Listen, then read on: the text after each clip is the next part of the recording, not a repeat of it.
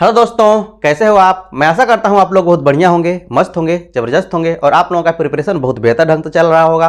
और जैसा कि आप जानते हैं कि मैं आप लोगों के लिए सभी टेस्ट एग्जामों के लिए मैथ्स और हिंदी लेकर के आता हूं। आज मैं आप लोगों के लिए KVS PRT 2018 के जो मैथ्स से पूछे हुए क्वेश्चन हैं उनको लेकर के आया हूँ। उनके कॉन्सेप्ट को हम लोग सीखेंगे और ट्रिक्स को सीखेंगे कि कम से कम समय में हम लोग कैसे प्रश्नों को करेंगे। तो चलिए बिना विलंब किए हुए हम लोग प्रश्नों की ओर चलते हैं और उनका एनालिसिस करते हैं। और यदि अभी तक दोस्तों चैनल को सब्सक्राइब नहीं किए हैं तो सब्सक्राइब कर दीजिएगा और वीडियो को लाइक भी कर दीजिएगा। यदि अच्छा लगेगा तो दोस्तों में शेयर भी कर दीजिएगा। तो चलिए हम लोग बिना विलंब किए हुए हम लोग प्रश्नों की ओर चलते हैं। अंत तक बने रहिएगा, आपको बहुत कुछ नया सीखने को मिलेगा। तो चलिए हम लोग प्रश्नों की ओर चलते हैं। अब देखिए दोस्तों, ये आपका क्वेश्चन है KVS PRT 2018 का और यह आपका प्रतिशत से प्रश्न है। यहाँ पर पूछ रहा है कि यदि x के 50% का 20%, कहने का अर्थ क्या है। यहाँ पर समझिए, x के 50% कहने का अर्थ क्या हुआ, 1/2। 50% कहने का अर्थ क्या हुआ, 50% अर्थात 50/100। तो ये क्या हो जाएगा, 1/2। ठीक है, तो यह 50% अर्थात 1/2 का 20%। 20% कहने का क्या अर्थ हुआ, 20/100 और 20/100 का अर्थ हुआ 1/5। ध्यान दीजिए, आगे कह रहा है कि y के 25% का 50% का दूना है। ठीक है ना, ये क्या है, इसके दूना है। तो यदि हम लोग इसमें गुणा करा दें तो दोनों क्या हो जाएंगे, बराबर हो जाएंगे। यहाँ कहने का अर्थ क्या है कि y के 25% करने का अर्थ क्या हुआ, 25/100 अर्थात आपका ये 1/4 हो गया। मैं ऐसा करता हूँ कि इतनी बात आपको समझ में आ रही है। और 50% का अर्थ हुआ 1/2। क्या है, ये क्या है, दूना है इसके। तो यदि हम इसमें 2 से गुणा करा देते हैं तो दोनों क्या हो जाएंगे, बराबर हो जाएंगे। मैं ऐसा करता हूँ कि इतनी कॉन्सेप्ट आपको समझ में आ रही है, सबको लिखने की जरूरत नहीं है, इसी तरह से आपको लिखना है ताकि कम से कम समय आपका नुकसान हो। अब ध्यान दीजिए, जो कटता है उसे कटा लीजिए। ठीक है, तो यहाँ पर ध्यान दीजिए, ये 1/2 है और 1/2 है, तो 1/2 क्या हो जाएंगे, कैंसिल हो जाएंगे। ठीक है, और यहाँ से 2 से जो है ना ये आपका कैंसिल हो जाएगा। ठीक है, तो यहाँ से आपका 1/2 हो गया, इधर y है, इधर x है, तो x बटा के y इसे हम लोग लिख सकते हैं। कैसे लिखेंगे, x बटा के y लिखेंगे तो क्या हो जाएगा, ये x हो जाएगा, y इसके बटा में हो जाएगा, तो 5 क्या चला जाएगा, ऊपर चला जाएगा, अर्थात क्या हो जाएगा, 5/2 हो जाएगा। ये आपका हो गया 5/2। मैं ऐसा करता हूं कि इतनी बात आपको समझ में आ रही है, इसमें आपको कोई तकलीफ नहीं है। अब प्रश्न में आगे पढ़िए कि क्या कर रहा है। तो x y से कितना प्रतिशत अधिक या कम है, ये आपसे पूछ रहा है कि जो x है ना y से। ध्यान दीजिए, ये x 5 है, यहां पर देखिए ध्यान से, ये क्या है, x आपका 5 है और y आपका 2 है। ठीक है, यहां पर जो x है आपका 5 है और y आपका 2 है। तो x कितना अधिक है, यदि हम कितना अधिक के बारे में बात करें कि कितना अधिक है, तो कितना अधिक है, 3 अधिक है। ठीक है ना, कितना अधिक, तो इसके बारे में यदि हम बात करें तो ये 3 अधिक है। ठीक है, तो आपको निकालना है कि x जो है y से कितना प्रतिशत अधिक या कम है, ये आपको निकालना है। ठीक है ना, तो जो पूछा जाए आपको हमेशा याद रखना है, जो पूछा जाए उसे हमेशा ऊपर रखने हैं और जिससे तुलना किया जाए उसे नीचे रखना है। जिससे तुलना किया जाए ना उससे आपको नीचे रखना है और प्रतिशत निकालना है ना, कितना प्रतिशत अधिक या कम, तो 100% से आपको गुणा करा देना है। ठीक है, प्रतिशत के लिए 100% से आपको गुणा करा देना है। मैं ऐसा करता हूं कि इतनी बात आपको समझ में आ रही है।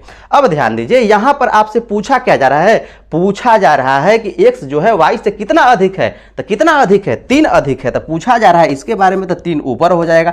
तुलना किससे किया जा रहा है, y से। y क्या है, 2 है, तो 2 क्या हो गया, आपका नीचे हो गया। और गुणा कीजिए, क्योंकि प्रतिशत निकालना है तो 100% से आप यहां पर गुणा कर दीजिए। ये 100% से गुणा हो गया, इसे आप कैलकुलेट कीजिएगा तब 50 हो जाएगा। ये कितना हो जाएगा, 150%। 150% कौन सा ऑप्शन है, ऑप्शन नंबर 2 है और यही इसका सही आंसर हो जाएगा। मैं आशा करता हूं कि ये कॉन्सेप्ट आपको बहुत ही आसानी से, बहुत बढ़िया समझ में आया होगा, इसमें आपको कोई तकलीफ नहीं है। तो जब भी आपको प्रश्नों को करना है, ये सब चीजें लिखने की जरूरत नहीं है, आपके मन में ही सब होनी चाहिए, डायरेक्ट आप इसे बना सकते हैं। ठीक है ना, बस आपको इतना लाना है और उसका क्रिया इस तरह से करना है, इतना लाना है और आप डायरेक्ट बना सकते हैं। इतना कुछ करने की जरूरत है, लेकिन कॉन्सेप्ट सीखना है कि क्या पूछ रहा है और किससे तुलना हो रहा है और प्रतिशत निकालना था, 100% गुणा कराना है। मैं ऐसा करता हूं कि ये कॉन्सेप्ट आपको बहुत ही बेजोड़ तरीके से समझ में आया है। तो चलिए हम लोग नेक्स्ट क्वेश्चन की ओर चलते हैं और देखते हैं कि कैसा प्रश्न है और हम लोग कैसे करेंगे। अब देखिए दोस्तों, ये आपका क्वेश्चन, इसमें बहुत सारे लोग गलती कर देते हैं। ठीक है ना, इसको कैसे आपको समझना है, इसको समझिए। यहाँ पर ध्यान दीजिए, त्रिभुज ABC है, यहाँ पर आपको दिया हुआ है कि 60 डिग्री उसका कोण है। तो मान लीजिए ये कोई आपका यहाँ पर त्रिभुज ABC है। ठीक है ना, यहाँ पर आपका ये त्रिभुज A है, ये B है और ये आपका C है। आगे इसमें कह रहा है कि कोण C कितना है, 60 डिग्री है। यहाँ पर जो कोण है ना ये आपको 60 डिग्री है, ये आपका है यहाँ पर 60 डिग्री। आगे कह रहा है कि कोण A 75 डिग्री, यहाँ पर जो कोण है ना ये आपका 75 डिग्री है। आगे कह रहा है कि AD लंब है BC से, जो AD यहाँ पर कोई है ना ये आपको लंब है, अर्थात यहाँ पर डी पॉइंट है और ये क्या है आपको लंब है। और आगे कह रहा है जहाँ डी बी सी पर एक बिंदु है, यहाँ पर कह रहा है कि बीई एसी पर लंब है, ठीक है ना, बीई जो है ना एसी पर लंब है, अर्थात एसी ये है ना इस पर लंब है बीई, अर्थात यहाँ पर कोई पॉइंट ई है और ये क्या है यहाँ पर आपका लंब है। और आगे क्वेश्चन में कह रहा है कि एडी तथा बी परस्पर एच पर प्रतिच्छेद करते हैं, यहाँ पर जो प्रतिच्छेद करते हैं ना वो पॉइंट आपका एच है।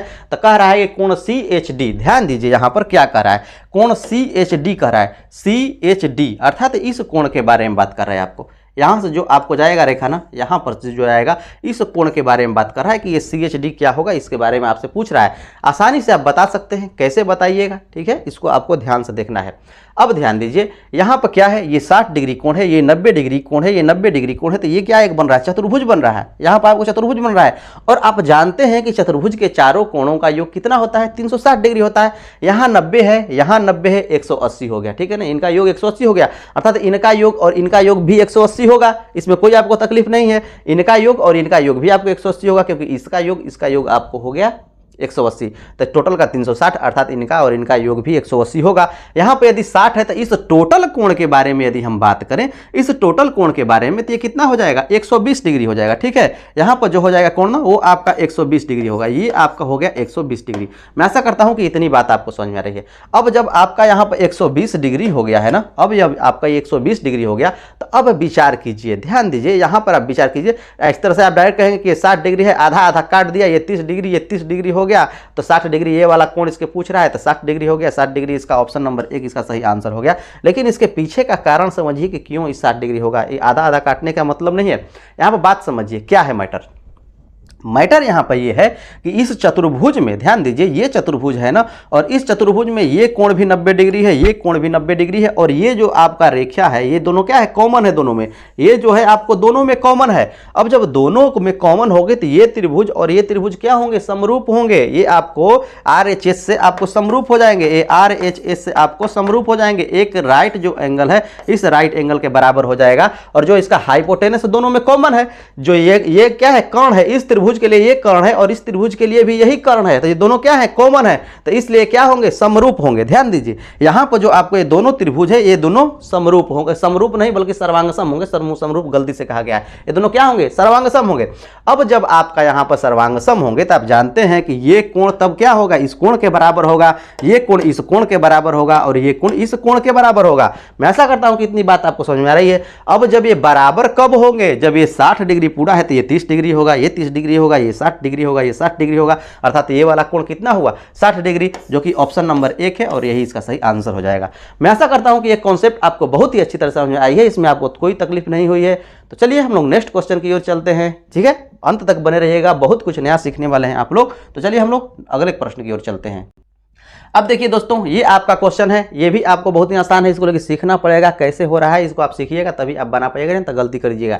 ध्यान दीजिए, यहाँ त्रिभुज ABC के बारे में बात कर रहा है, यहाँ पर कोई त्रिभुज इस तरह से है ABC, ठीक है, ये आपका त्रिभुज ABC हो गया। यहाँ पर कह रहा है कि जो A है ये आपका A है, ये B है और ये C है। AB को कह रहा है कि यहाँ पर आगे की P तक, और जो C है ना, AC है, इसको Q तक आपको यहाँ तक बढ़ाया गया है। आगे इस प्रश्न में कह रहा है कोण PBC और QCB, जो PBC यहाँ P है, B है और C है, और QBC का समद्विभाजक परस्पर O पर प्रतिच्छेद करते हैं। अर्थात इस कोण का क्या है, समद्विभाजक के बारे में बात करा कि इसका एक समद्विभाजक इस तरह का है और इस ये जो कोण है उस पर आपको करता है प्रतिच्छेद। अर्थात इस तरह का जो समद्विभाजक है, इस तरह समद्विभाजक है, और क्या है, इस बिंदु पर आपको O पर प्रतिच्छेद करता है, अर्थात इस पर आपको यहाँ पर प्रतिच्छेद करता है, जो क्या है, इस कोण, ये कोण आपको बराबर होंगे, समद्विभाजक है तो ये कोण आपस में बराबर होंगे। मैं ऐसा करता हूँ कि इतनी कॉन्सेप्ट आपको समझ में आ रही है। आगे कह रहा है कोण A आपका 56 डिग्री है, जो ये कोण है ना ये आपका 56 डिग्री है, ये कोण आपका यहाँ पर 56 डिग्री है। तो आगे इसमें पूछ रहा है कोण BOC बराबर है,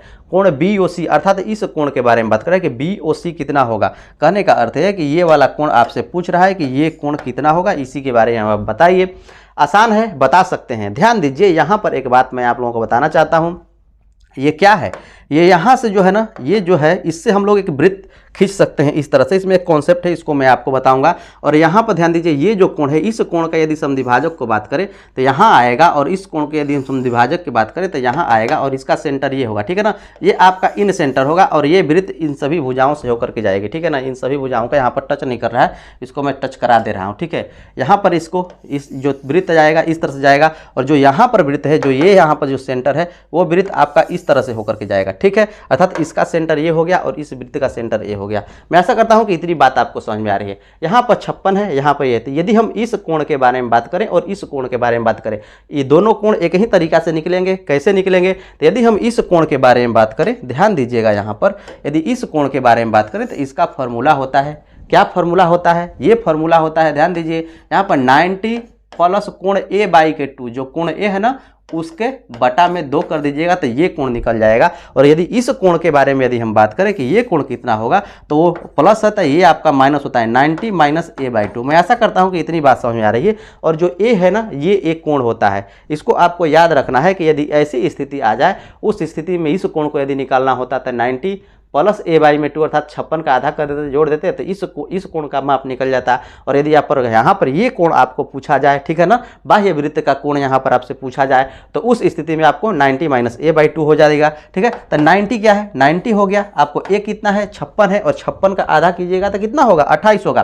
तो ये आपका 28 हो गया। कैलकुलेट कीजिएगा तो क्या आएगा? 62 आएगा। तो 62 कौन सा ऑप्शन है? ऑप्शन नंबर 4, और यही इसका सही आंसर हो जाएगा। मैं ऐसा करता हूँ कि ये कॉन्सेप्ट ये आपको समझ में आ गया, इसमें कोई तकलीफ नहीं है। इसको समझने का प्रयास कीजिए, एक बार और इसे देख लीजिएगा, अच्छी तरह से आपको समझ में आएगी। लेकिन ये फॉर्म आपको याद रखना है कि ये कोण कितना होता है? 90 माइनस A/2, और ये वाला कोण आपको 90 प्लस A/2। चलिए हम लोग नेक्स्ट क्वेश्चन की ओर चलते हैं। अब देखिए दोस्तों, ये आपका क्वेश्चन है, बहुत ही महत्वपूर्ण क्वेश्चन है, और ऐसा प्रश्न बार बार पूछा जाता है और हर एग्जाम में पूछा जाता है। ऐसे प्रश्नों को आप कैसे बनाएंगे?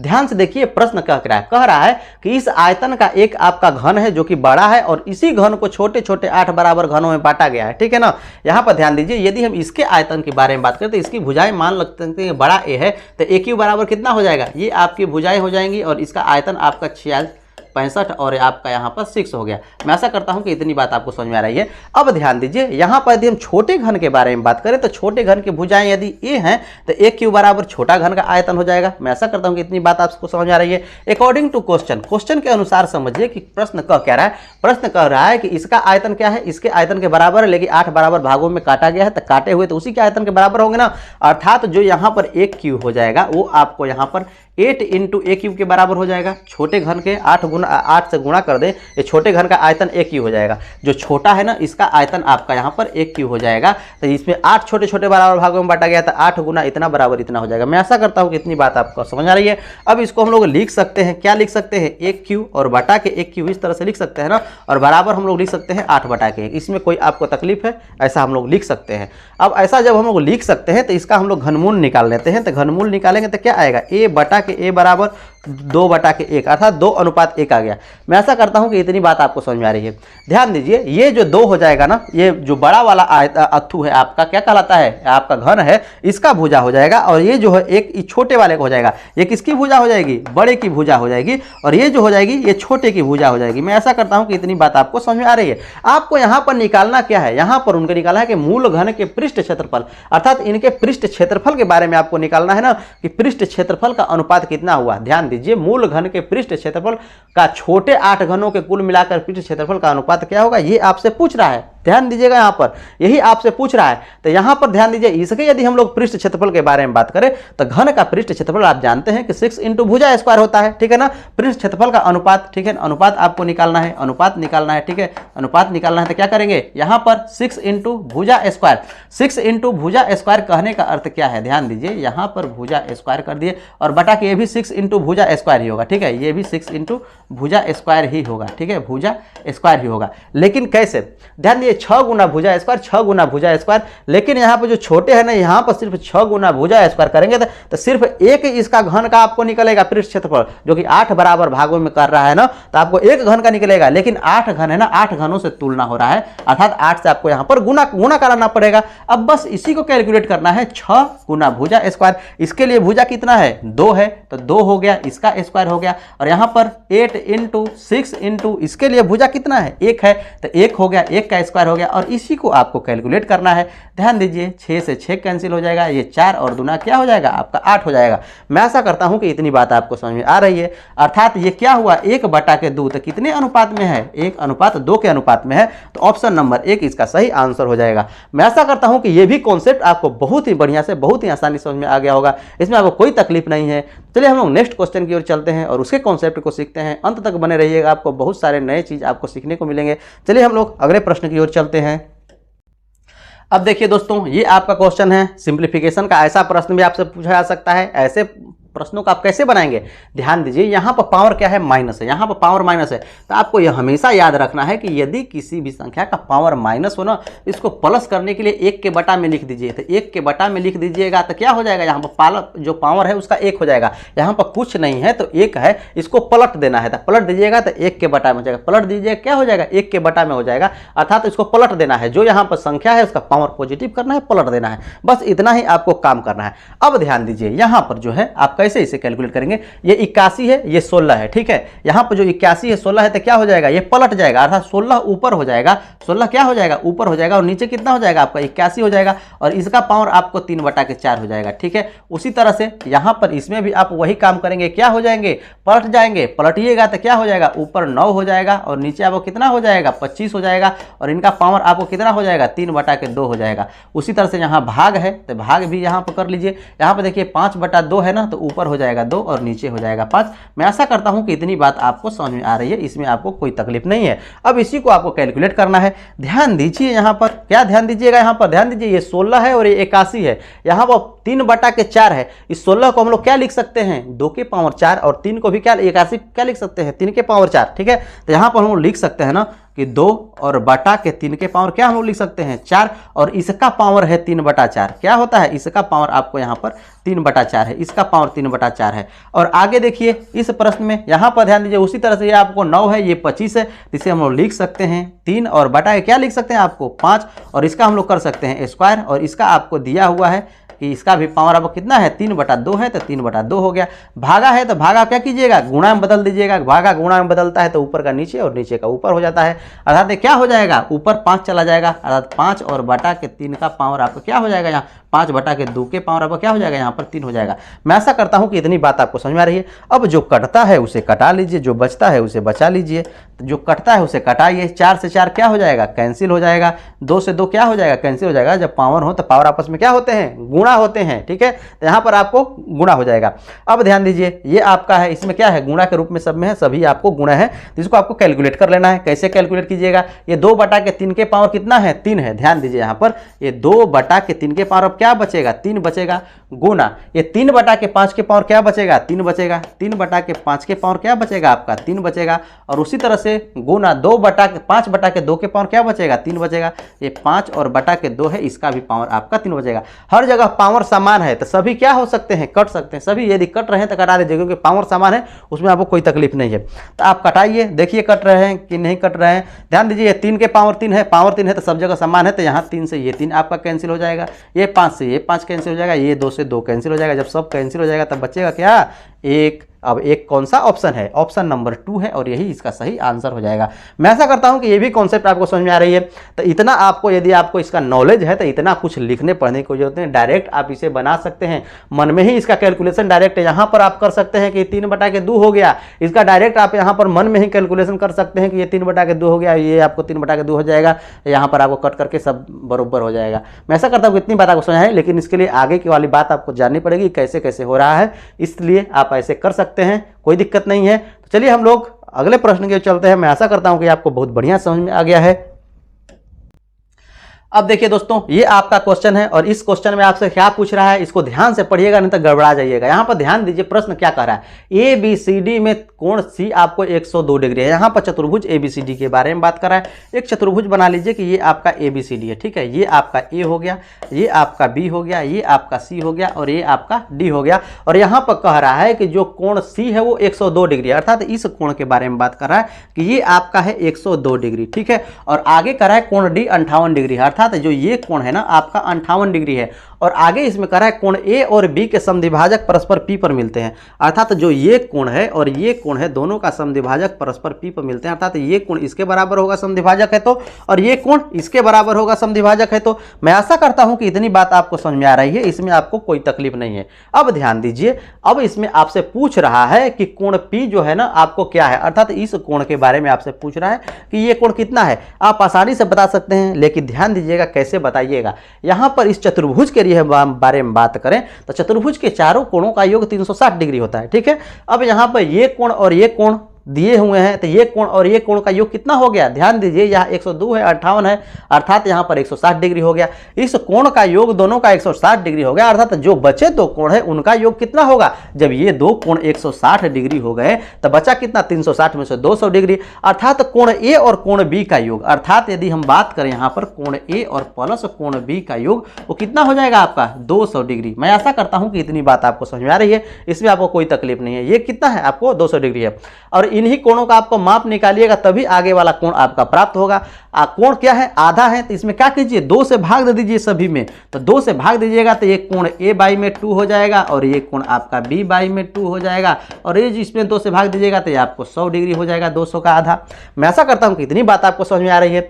अब ध्यान दीजिए, ए बाई 2 प्लस बी बाई 2 आपको 100 डिग्री प्राप्त हो गया। ध्यान दीजिएगा यहाँ पर, अब इस त्रिभुज में हम लोग विचार करेंगे, ए पी बी में त्रिभुज ए पी और बी में हम लोग विचार करेंगे।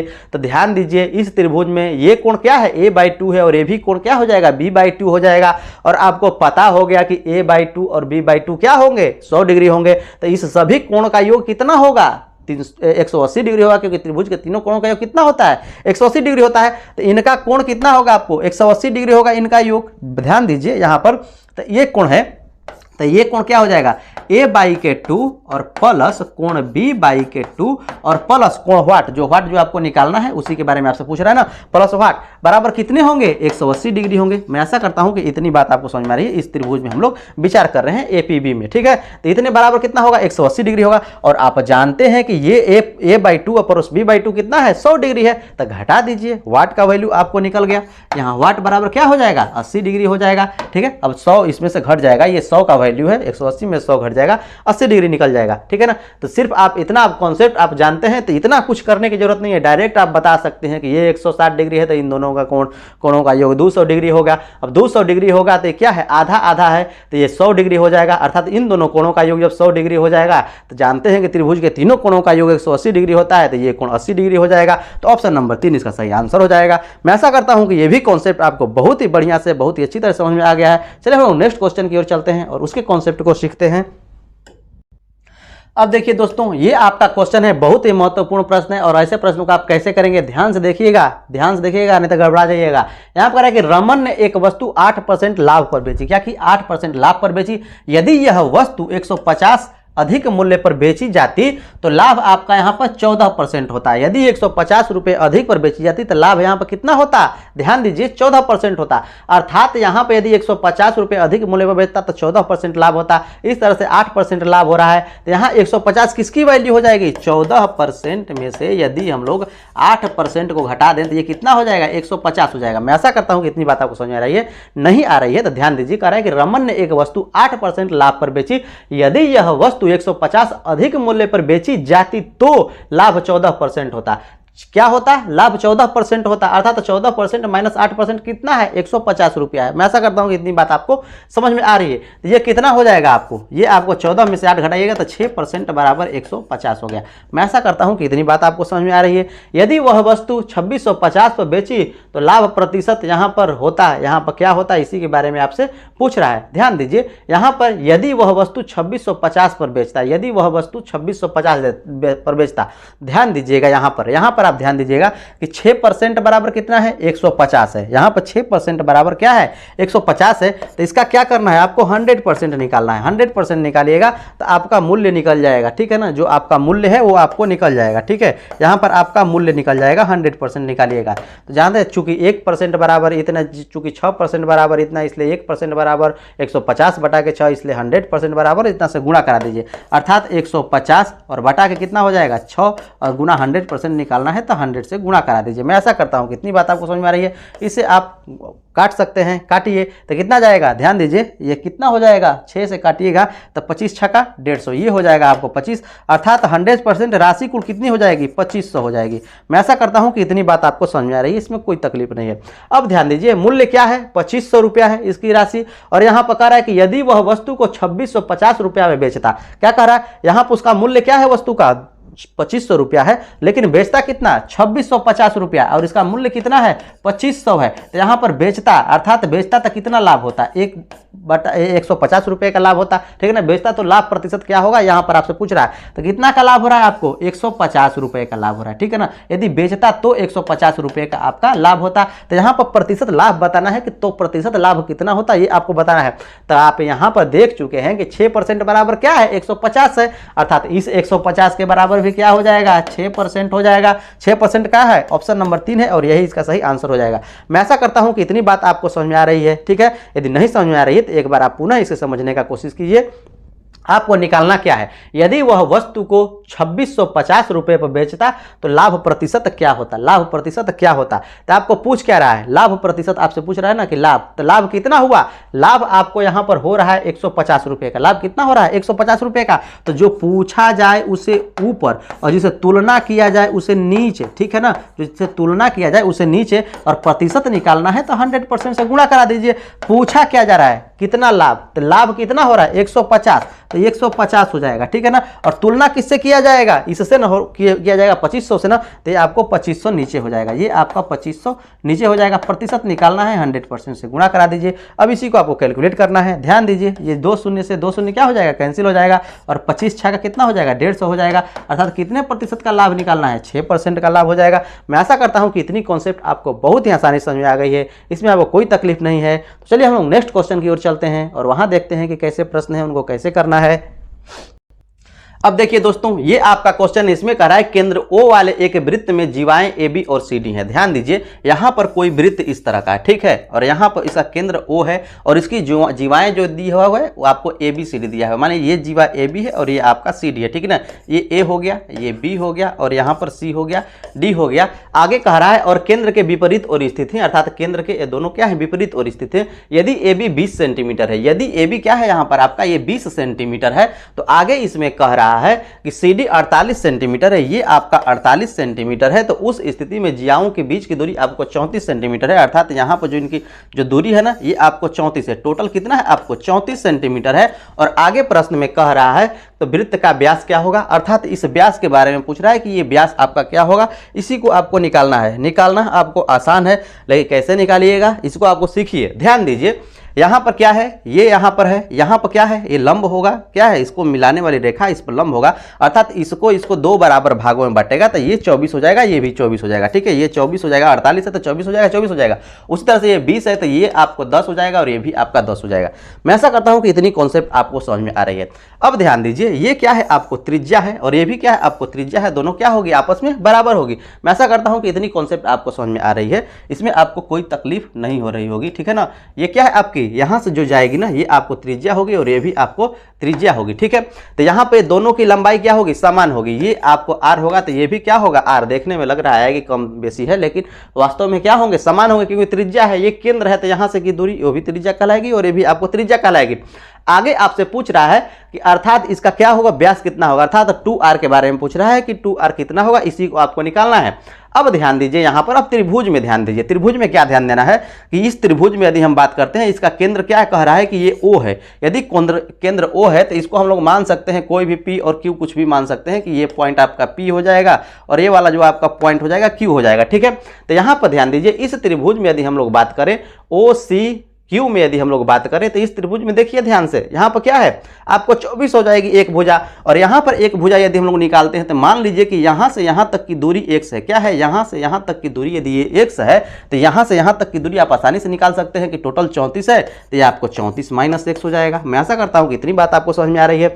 अब देखिए ध्यान से आप इसे आसानी से निकाल सकते हैं। यहाँ इस त्रिभुज में देखिएगा तो ये 10 है, ये x है, तो आर स्क्वायर बराबर आप यहाँ से निकाल सकते हैं। आर स्क्वायर बराबर क्या हो जाएगा यहाँ पर आपका, ध्यान दीजिए, ये आपका कर्ण का काम करेगा, ये आपका आधार का काम करेगा, ये लंब का काम करेगा, अर्थात एक्स स्क्वायर प्लस 10 स्क्वायर, ठीक है, एक्स स्क्वायर प्लस 10 का स्क्वायर हो जाएगा। उसी तरह से इस त्रिभुज में हम लोग देखेंगे, इस त्रिभुज में देखेंगे तो आर स्क्वायर बराबर क्या हो जाएगा, यहाँ पर आपका जो आर स्क्वायर बराबर हो जाएगा, ये 34 माइनस एक्स है और ये आपको 24 है, ठीक है, ये आपका 34 माइनस एक्स है, ये आपका 34 माइनस एक्स हो जाएगा, ठीक है ना, इसका स्क्वायर और प्लस आपका 24 का स्क्वायर। मैं ऐसा करता हूं कि इतनी बात आपको समझ में आ रही है।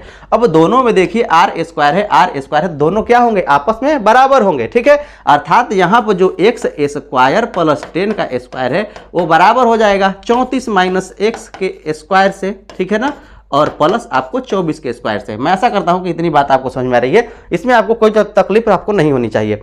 अब इसे आप कैलकुलेट कर लीजिएगा, कैलकुलेट कीजिएगा तो ध्यान दीजिए, यहां पर आप कैलकुलेट कीजिएगा तो क्या हो जाएगा, ये आपका एक्स स्क्वायर हो जाएगा और ये आपका प्लस आपका 100 भी लिख सकते हैं या फिर उतना ही भी लिख सकते हैं। यहां पर ध्यान दीजिए, इसे आप कैलकुलेट कीजिएगा तो a माइनस बी के होल स्क्वायर पर टूटेगा। 34 का स्क्वायर कीजिएगा तो क्या हो जाएगा, 4 के 16, 4 3 12, 12 दूना के 24, 24 और 1 25 हो जाएगा और 3 के 9, 9 2 11 हो जाएगा, अर्थात 1156 हो जाएगा, ठीक है ना। 4 के 16 बचा 1, 4 3 12, 4 3 12, 12 दूना के 24, 1 25, 2 बचा, 3 के 9 2 11, ठीक है। आगे देखिए यहाँ पर a square plus B square तो ये हो जाएगा और माइनस 2ab तो 34 दुना के 68 हो जाएगा, ठीक है, ये 68 100 हो गया, ठीक है। अब आगे देखिए 24 है तो 24 का स्क्वायर कीजिएगा तो 576 होगा। मैं ऐसा करता हूं कि इतनी बात आपको समझ में आ रही है। अब आपको कुछ नहीं करना है, ध्यान दीजिए, यहाँ पर एक्स स्क्वायर क्या है, दोनों विपरीत है तो दोनों क्या हो जाएंगे, आपको कट जाएंगे। अब जब कट जाएंगे तो आपके पास बचेगा क्या, जो आपको बचेगा उसी को आपको कैलकुलेट करना है। तो एक्स इधर माइनस में है, इधर ला दीजिएगा, ये आपको 68 एक्स हो जाएगा प्लस में, और यहाँ पर 1156 है और यहाँ पर ध्यान दीजिए 576 है, ये जुटेंगे और 100 उसमें से घटेगा, तो इसको जोड़िए तो 6 दुना क्या हो जाएगा, 12 हो जाएगा, 7 5 12 और 1 क्या हो जाएगा, 13 हो जाएगा, और यहाँ पर 5 1 6 1 7 हो जाएगा और 1 हो जाएगा, था 1732 है और इसमें 100 इधर जा करके घट जाएगा। अब जब 100 घटेगा तो कितना हो जाएगा, 1632 हो जाएगा। मैं ऐसा करता हूं कि इतनी बात आपको समझ में आ रही है। अब यहां पर x का वैल्यू आपको निकालना है तो x की वैल्यू आप आसानी से निकाल सकते हैं। ये आपको 1632 है और बटा में ये आपका 68 है, इसे काटिएगा तो ये आपको 24 बार में पूरा का पूरा कट जाएगा, अर्थात x की वैल्यू यहां से निकल करके आ गई 24। यहां से जब x की वैल्यू आपको 24 निकल करके आ गई तो आप आसानी से इसका त्रिज्या निकाल सकते हैं, सब कुछ निकाल सकते हैं। कैसे निकालिएगा उसको भी देख लीजिए। यहां पर ध्यान दीजिए, x का वैल्यू 24 है, ठीक है, x का वैल्यू जब 24 है, ये 10 है, तो इसके बारे में आप आसानी से निकाल सकते हैं, ठीक है ना। और इसे मैं चाहता हूं कि आप निकाल लीजिएगा, नहीं निकालिएगा तो चलिए मैं आपको निकाल ही दे रहा हूं, ठीक है ना। यहां पर जो है ना x का वैल्यू 24 है तो r के बराबर आपको निकालना है, तो r बराबर क्या हो जाएगा, रूट अंडर, ध्यान दीजिए ये क्या हो जाएगा, इनका और इनका योग करना पड़ेगा, तो ये 24 का योग हो जाएगा, 24 का योग कीजिएगा और प्लस आप यहाँ पर 10 का योग कीजिएगा, ठीक है। यहाँ 10 का योग कीजिएगा तो कितना आएगा, ध्यान दीजिए, यहाँ पे इसे कैलकुलेट करेंगे तो 576 और 100 776 किसका हो जाएगा, r बराबर आपका 26 हो गया। यहाँ पर आपका r बराबर 26 हो गया। अब यह जब त्रिज्या यहाँ पर जो 26 हो गई तो इसका व्यास आप आसानी से बता सकते हैं। ये क्या है, आपको 26 हो गई त्रिज्या तो इसका व्यास इसके दुना होता है, अर्थात 26 दुना क्या होगा, 52 होगा। तो ऑप्शन नंबर 4 इसका सही आंसर हो जाएगा। मैं ऐसा करता हूं कि इतनी कॉन्सेप्ट आपको समझ में आई है, इसमें आपको कोई तकलीफ नहीं होनी चाहिए, थोड़ा कैलकुलेशन आपका फास्ट होना चाहिए। सभी चीजें हमें समझाने में इतना टाइम है, लेकिन इसको बनाना होता तो 1 मिनट के अंदर ये सभी बन जाते हैं, ठीक है। तो मैं ऐसा करता हूं कि इतनी बात आपको समझ में आई है, इसमें आपको कोई तकलीफ नहीं है। तो ऐसा जब प्रश्न आ जाएगा तो इतना करना ही पड़ेगा, इसमें कोई ट्रिक काम नहीं करेगा। तो चलिए हम लोग नेक्स्ट क्वेश्चन की ओर चलते हैं। अभी तक अंत तक बने रहिएगा, ठीक है ना। और यदि अभी तक चैनल को सब्सक्राइब नहीं किया तो सब्सक्राइब कर दीजिएगा और वीडियो को लाइक भी कर दीजिएगा। अब देखिए दोस्तों, ये आपका क्वेश्चन है, बहुत ही महत्वपूर्ण प्रश्न है। ऐसे प्रश्नों को आप कैसे बनाएंगे, ध्यान दीजिए। प्रश्न में क्या कह रहा है, यदि समीकरण इतना के मूल आपको समान है, ठीक है ना। तो यहाँ पे यदि हम किसी समीकरण के मूल निकालने का तरीका क्या होता है, -b plus minus root under D क्या होता है, b² माइनस 4ac और बटा के आपको 2a है। यहाँ पर कह रहा है कि मूल समान है। मूल समान कब होंगे, जब इसकी वैल्यू आपको 0 हो जाएगी, अर्थात रूट अंडर जो d है ना, डिस्क्रिमिनेंट है, उसकी वैल्यू यदि 0 हो जाए तो मूल क्या होते हैं, समान होते हैं। अर्थात कहने का अर्थ क्या हुआ, कहने का अर्थ क्या हुआ यहाँ पर कि b² माइनस 4ac, ठीक है ना, 4ac बराबर क्या हो जाएगा, आपका 0 हो जाएगा। मैं ऐसा करता हूं कि इतनी बात आपको समझ में आ रही है। b² माइनस 4ac 0, अर्थात b² माइनस 4ac बराबर क्या हो जाएगा, आपको 0 हो जाएगा। मैं ऐसा करता हूं कि इतनी बात आपको समझ में आ रही है। अब ध्यान दीजिए यहाँ B square minus 4ac, B square minus 4ac, तो बी कितना है, बी क्या है इसमें देखिए, ये क्या होता है ए होता है और ये क्या होता है आपका बी होता है और ये आपका यहाँ पर सी होता है। तो इसका वैल्यू इसमें पुट कीजिए, इसमें इसका वैल्यू पुट कीजिएगा तो क्या आएगा, ध्यान दीजिएगा, इस पेन को मैं पतला कर दे रहा हूँ नहीं तो नहीं इसमें आएगा। ध्यान दीजिए यहाँ पर क्या है बी है, तो बी आर माइनस पी है ना, ये आर माइनस पी का आपका यहाँ पर स्क्वायर हो गया।